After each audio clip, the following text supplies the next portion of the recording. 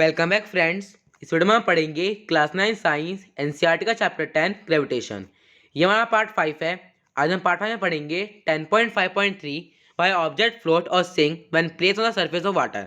मतलब जब हम किसी ऑब्जेक्ट को वाटर के सरफेस के ऊपर रखते हैं तो फ्लोट क्यों करता है, मतलब वो तैरता क्यों है या फिर वो डूब क्यों जाता है, हम इसका रीजन जानेंगे। ऊपर के सभी टॉपिक्स हम पिछली वीडियोस में देख चुके हैं। ये हमारा लास्ट पार्ट है, यहाँ पे थोड़ा सा ही रह गया है। इस वाले पार्ट में हम चैप्टर कंप्लीट कर लेंगे। तो चलिए स्टार्ट करते हैं।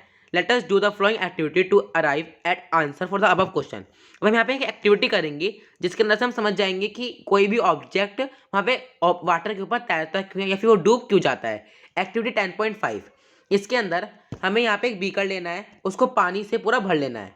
Take an iron nail and place it on the surface of the water. एक आयरन नेल लेनी है, मतलब एक कील होती है, कील आयरन की जो कील होती है उसको लेना है, उसको पानी के ऊपर रख देना है। ऑब्जर्व व्हाट हैपन, और उसका हमें ऑब्जर्व करना है कि वो कील यहाँ पे डूबी या फिर वो फ्लोट कर रही है ना। The nail sinks. अब हमने यहाँ पे क्या ऑब्जर्व किया, जो नेल थी, जो कील थी, वो वहाँ पे डूब गई। क्यों डूब गई? The force due to the gravitational attraction of the earth on the iron nail pull it downward. हमने ऊपर एक तरह की फोर्स पढ़ी थी, ग्रेविटेशनल फोर्स। ग्रेविटेशनल फोर्स क्या करती है? ग्रेविटेशनल फोर्स अपनी तरफ सभी के सभी ऑब्जेक्ट को अट्रैक्ट करती है ना। तो यहाँ पे भी ग्रेविटेशनल फोर्स ने आयरन नेल को अपनी तरफ अट्रैक्ट किया और आयरन नेल जो है, जो कील है, वहाँ पे डूब गई। There is an upthrust of water on the nail.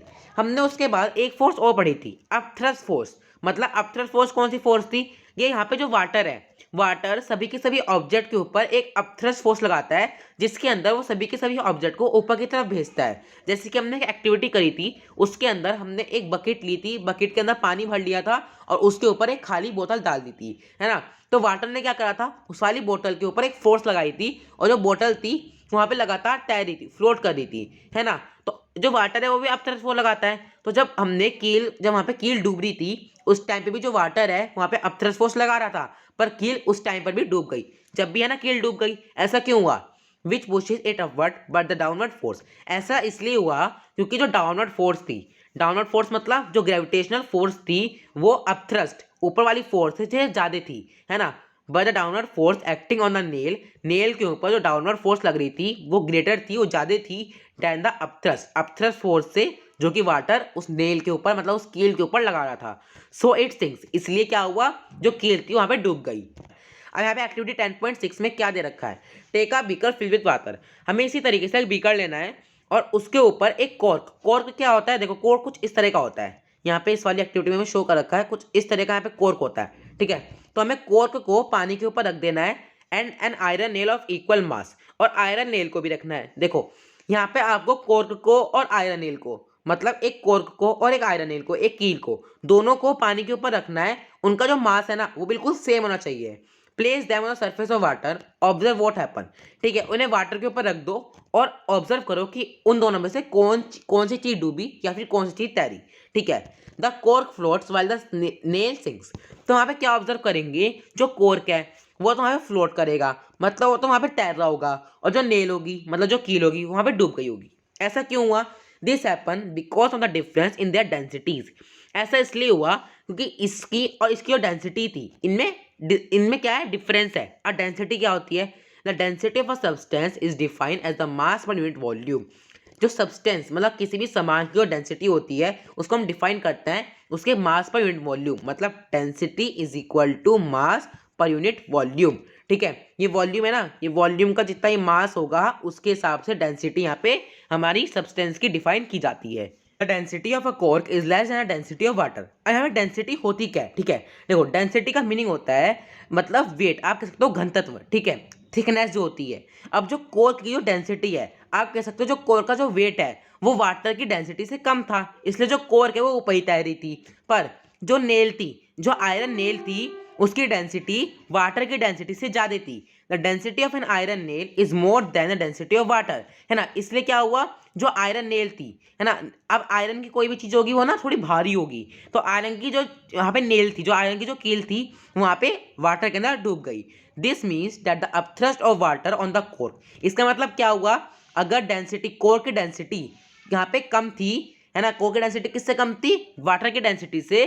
तो जो वाटर यहाँ पे कॉर्क के ऊपर अपथ्रस्ट फोर्स लगा रहा था वो यहाँ पे ग्रेटर थी, है ना, then the weight of the cork.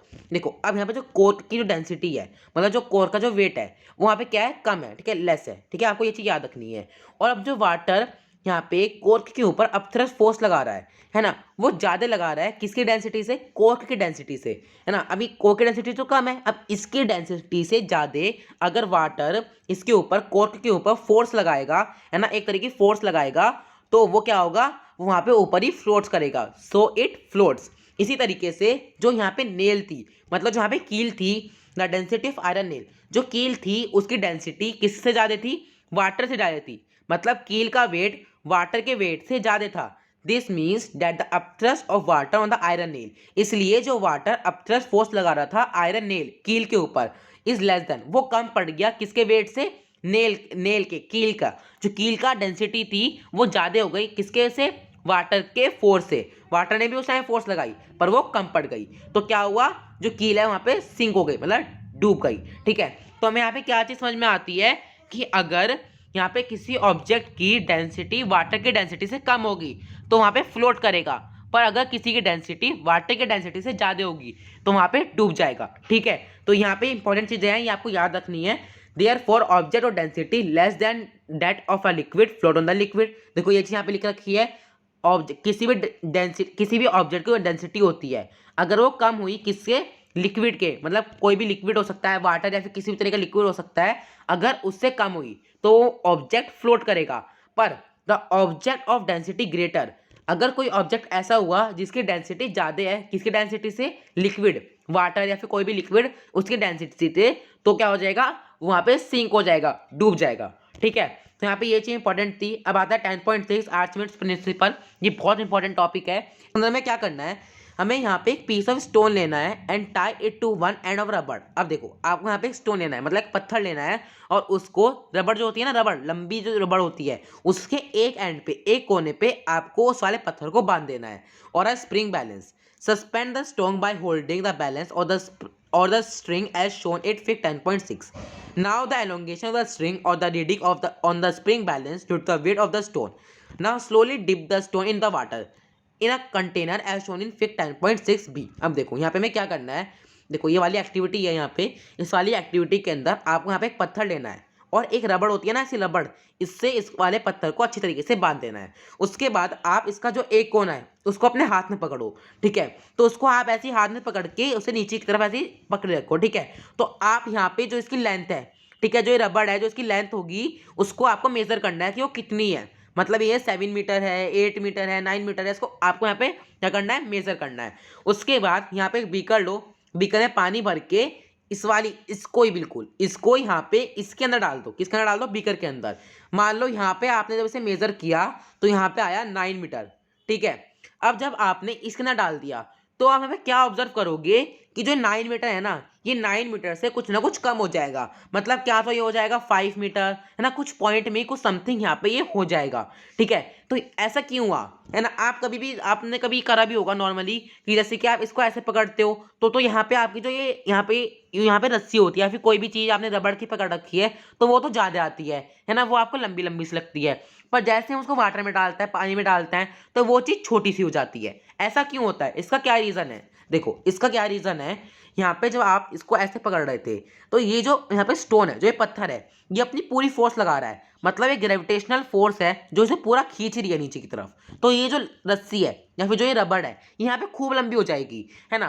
पर जब इसे वाटर में डालोगे, वाटर में डालने के बाद यहाँ पे ना दो फोर्स लग रही है इस पे, एक तो लग रही है ग्रेविटेशनल फोर्स जो कि नीचे की तरफ आ पा रहा है, और एक लग रही है अपथ्रस्ट फोर्स जो कि वाटर लगाता है ना। वाटर एक ऊपर की तरफ की फोर्स लगाता है ना, तो इसके ऊपर एक अपथ्रस्ट फोर्स लग रही है। अपथ्रस्ट फोर्स की वजह से जो ये वाला यहाँ पे जो स्टोन है, ये स्टोन ना हल्का हल्का सा ऊपर जाएगा, ये महसूस करेगा कि थोड़ा सा इसके ऊपर कोई फोर्स लग रही है जो उसे ऊपर की तरफ फोर्स कर रही है ना। तो इसलिए जो ये स्ट्रिंग है, जो यहाँ पे जो आपने रस्सी बांध रखी है, जो आपने यहाँ पे रबड़ बांध रखी है, ये रबड़ में हल्का हल्का सा खिंचाव आना शुरू हो, थोड़ी सी छोटी सी होनी शुरू हो जाएगी, है ना। तो ये रीजन होता है। अब ये चीज उन्होंने यहाँ पे लिख रखी है, observe you will find that the elongation of the string or the reading of the balance decreases as the stone is gradually lower in water.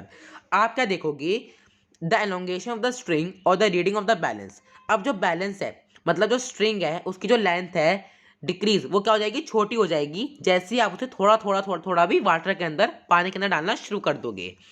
However, no further change is observed once the stone gets fully immersed in the water.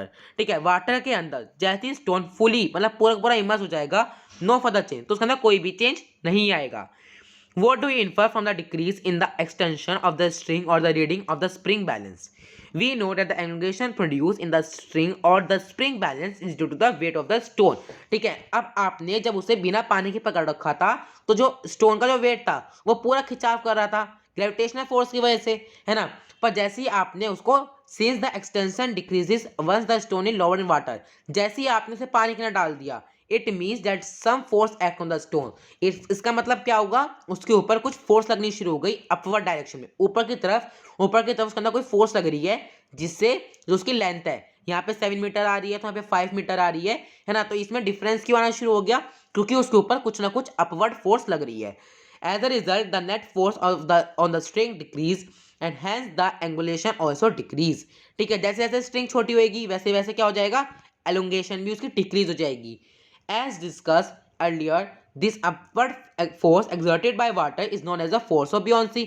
हमने ऊपर क्या पढ़ा था कि जो ये force मतलब जो अपथ्रस्ट फोर्स होती है, जो कि वाटर लगाता है किसी भी ऑब्जेक्ट के ऊपर, उस फोर्स को हम क्या बोलते हैं, उस फोर्स को हम बोलते हैं बुयांसी। ठीक है, ये इंपॉर्टेंट है, यहाँ पे आपको ये चीज याद रखनी है। जो वाटर किसी भी ऑब्जेक्ट के ऊपर कोई फोर्स लगाता है, अपवर्ड फोर्स लगाता है, उसको हम बोलते हैं बुयांसी। तो आपको यहाँ पे ये चीज समझ में आ गई है ना कि ये बहुत इजी भी था और इंपॉर्टेंट भी था। ठीक है, जब आपने इसको बिना पानी के पकड़ा तो ये थोड़ा ज्यादा हुआ, क्योंकि इसके ऊपर सिर्फ एक ग्रेविटेशनल फोर्स लग रही थी जो कि इसे नीचे की तरफ खींच रही है। पर जब आपने इसको पानी में डाला, है ना, थोड़ा थोड़ा थोड़ा करके पानी में डाला, तो क्या हुआ, यहाँ पे दो फोर्स लग गई, एक ग्रेविटेशनल फोर्स लग गई और एक अपथ्रस्ट फोर्स लग गई। ठीक है, तो ये चीज उन्होंने यहाँ पे लिख रखी है। आगे में क्या दे रखा है, What is the magnitude of the beyond force experienced by the body?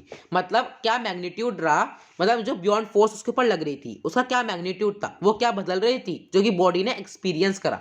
अब बॉडी जब वहां पे वाटर के अंदर आएगी तो वो कुछ ना कुछ फोर्स को अपने अंदर एक्सपीरियंस करेगी ना, है ना। अब आप कोई पत्थर ही ले लो, अब मान लो वो पत्थर क्या है, एक बॉडी है, ठीक है, मान लो। तो जब आप पत्थर को किसी पानी के अंदर गिर दोगे और वो ऊपर की तरफ आना शुरू हो जाएगा, तो क्या होगा, मतलब उसके ऊपर एक एक वो एक्सपीरियंस करेगा, वो महसूस करेगा कि उसके ऊपर कोई अपवर्ड फोर्स लग रही है।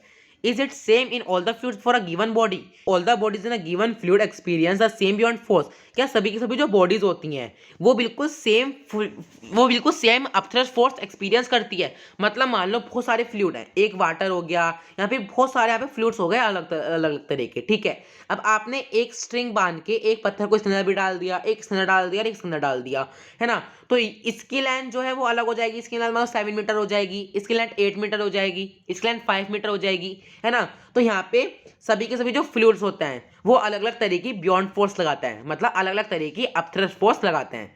The answer to this question is contained in Archimedes principle stated as follow. When a body immersed fully or partially in a fluid, it experiences an upward force that is equal to the weight of the fluid displaced by it. अब ये बहुत important है, देखो यहाँ पे जब आप किसी बॉडी को इमर्स करोगे, जब आप किसी बॉडी को पानी के अंदर डाल दोगे फुली, मतलब पूरा का पूरा या फिर पार्शियली थोड़ा थोड़ा करके भी इन फ्लूइड, किसी फ्लूइड के अंदर, इट एक्सपीरियंस, तो क्या एक्सपीरियंस करेगी, an upward force that is equal to the weight of the fluid displaced by it. तो क्या एक्सपीरियंस करेगी कि उसके ऊपर कोई ना कोई अपवर्ड फोर्स लग रही है, मतलब उसके अंदर ना कुछ एक ऐसी फोर्स लग रही है जो कि उसे ऊपर की तरफ खींच रही है। अब वो फोर्स कितनी है ना, अब ये भी हमें पता होना चाहिए ना वो फोर्स कितनी है।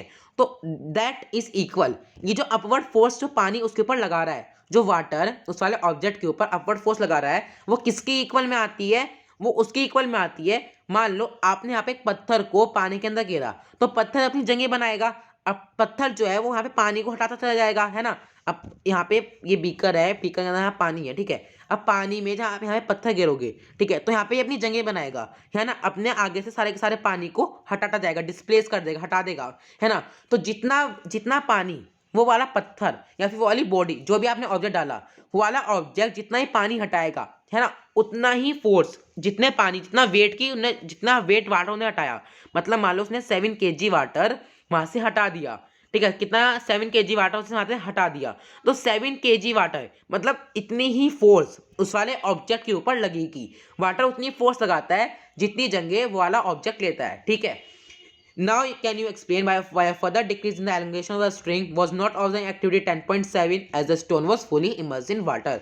तो आपको डेफिनेटली ये समझ में आ गया होगा कि यहाँ पे ये अपथ्रस्ट फोर्स क्या होती है और आर्चिमेड प्रिंसिपल ही किस तरह का था। ठीक है, तो यहाँ पे अगर आपको अभी भी कुछ कंफ्यूजन है तो आप मुझे कमेंट में लिखकर बता सकते हो, वहाँ पे आपको आंसर मिल जाएगा। यहाँ पे जो आर्चिमिड्स थे वो एक ग्रीक साइंटिस्ट थे। ठीक है, अभी यहाँ पे आर्चिमिड्स प्रिंसिपल मतलब इनकी जो आर्चिमिड्स थे एक ग्रीक साइंटिस्ट थे, इनके प्रिंसिपल्स। ठीक है, इन्होंने बहुत तरह के प्रिंसिपल्स और काफी ज्यादा हेल्पफुल भी रहे वो हमारे लिए, है ना। तो यहाँ पे थोड़ा सा देखो लिख रखा है आर्चिमिड्स के बारे में, यहाँ पे दे रखा है हमें, आप इसको पढ़ सकते हो। आर्चिमिड प्रिंसिपल हैज मेनी एप्लीकेशंस। आर्चिमिड्स जो प्रिंसिपल थे, जो ये ग्रीक साइंटिस्ट थे, इन्होंने हमें यहाँ पे बहुत तरह की एप्लीकेशंस बताई। It is use in designing ships, जो कि किस में यूज आई, शिप जो होते हैं हमारे उनको डिजाइन करने में। सबमरीज को, जो कि पानी के अंदर चलती है ना, पानी के नीचे जो चलती हैं उनको बोलते हैं सबमरीज। Lactometers which are use to determine the purity of sample of milk. Main चीज उन्होंने क्या बताई थी, इनमें से जैसे मिल्क है, मिल्क में से आप पानी को कैसे अलग कर सकते हो, मिल्क मतलब बहुत सारी चीजों में से आप अलग अलग चीजें कैसे फाइंड कर सकते हो। हाइड्रोमीटर दिए थे, use for determine density of liquid, liquid की जो डेंसिटी है उसको डिटरमाइन करने के लिए, है ना। तो इस तरह के इन्होंने काफी सारे प्रिंसिपल हमें बताए थे। यहाँ पे ये था हमारा आर्चिमेड प्रिंसिपल। अब यहाँ पे आता है 10.7 रिलेटिव डेंसिटी। इस वाले चैप्टर का लास्ट टॉपिक है। इसमें ना ज़्यादा इंपॉर्टेंट तो कुछ है नहीं, इसमें एक चीज़ बस इंपॉर्टेंट ये रहेगी आपकी, relative density is equal to density of substance upon density of water.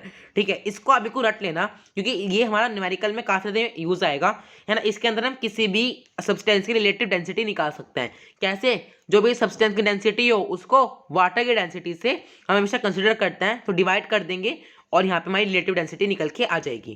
तो इसको यहाँ पे हम पढ़ना शुरू करते हैं 10.7 रिलेटिव डेंसिटी को। As you know the density of substance is defined as the mass of a unit volume.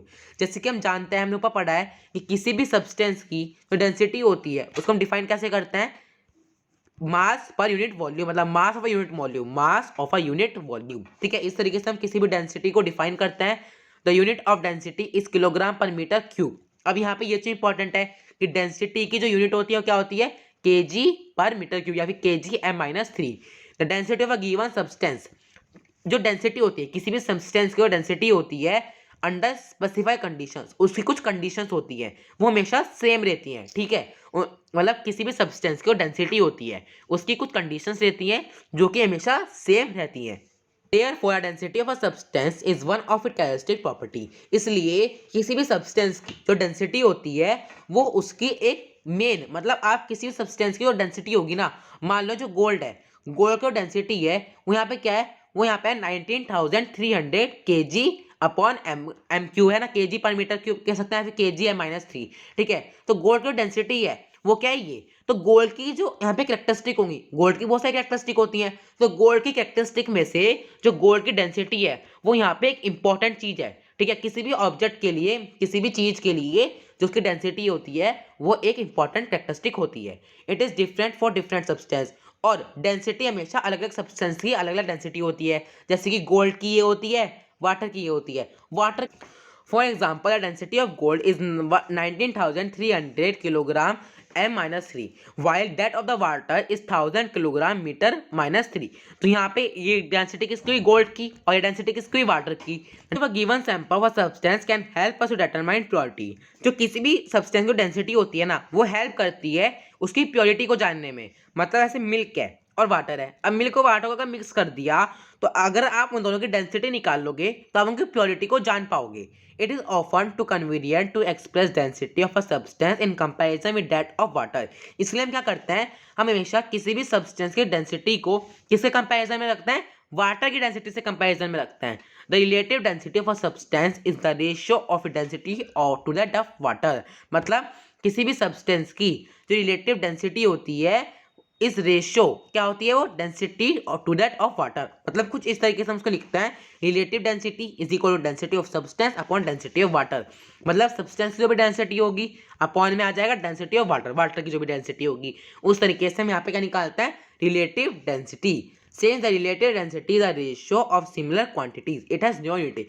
पर आपको ये चीज याद रखनी है, जो रिलेटिव डेंसिटी होती है ना इसकी कोई भी यूनिट नहीं होती। ठीक है, तो हमने यहाँ पे क्या क्या पढ़ा, हमने एक चीज जानी कि यहाँ पे जो डेंसिटी है, डेंसिटी की यूनिट क्या होती है, kgm-3। ठीक है, डेंसिटी को हम किस तरह डिफाइन करते हैं, मास ऑफ अ यूनिट वॉल्यूम। और हमने यहाँ पे क्या चीज देखी, the density of a substance, किसी भी सब्सटेंस की जो डेंसिटी होती है वो उसकी कैरेक्टरिस्टिक मतलब उसकी एक मेन प्रॉपर्टी होती है।